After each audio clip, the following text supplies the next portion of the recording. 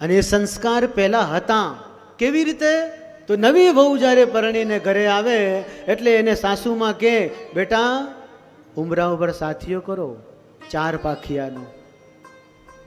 સાથીઓ કેટલા પાખિયાનો? કેટલા પાખિયા સાથિયાના? પહેલું પાખ્યું કયું? એ પહેલા પાખ્યું દોરાવે ને એટલે પહેલા સાસુમાને શું કે? સાસુમાં આહા હા વાઘ જેવી સાસુ પહેલા તો. હવે એ ક્યાં વાઘ જેવી સાસુ? પેલા વાઘ જેવી સાસુમાં.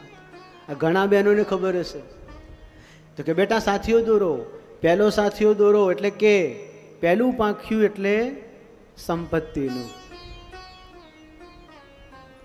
અને પછી કે જુઓ તમારા ઘરે પરણીને આવી છું એટલે તમારે બેમાનીનો રૂપિયો મારા ઘરે લાવવો નહીં. કયો? તમે જે સંપત્તિ કમાઈને આવો એમાં બેમાનીનો લાવવાનો નહીં. પહેલું પાક્યું સંપત્તિ. બીજું સમૃદ્ધિ. જે પૈસો આવે એના ધર્મ કાર્યમાં પણ તમારે વાપરવાનો. ત્રીજું સુખ. તમે અને હું સુખેથી રહીએ. એટલી નાની ઝૂંપડી હશે તો એ ચાલશે, પણ એવા ખોટા રવાડે ચડવું નહીં કે જેથી આપણું ઝૂંપડું એ ખાલી થઈ જાય રખડવાના વાળા. સુખીના 2 રોટલા મળશે ને તો એ ચાલશે.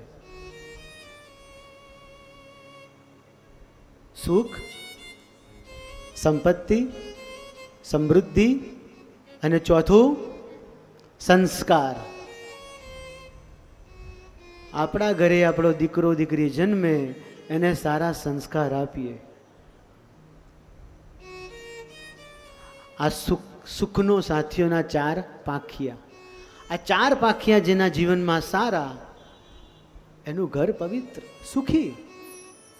પણ હવે સાથિયા ક્યાં છે? દોરાય છે?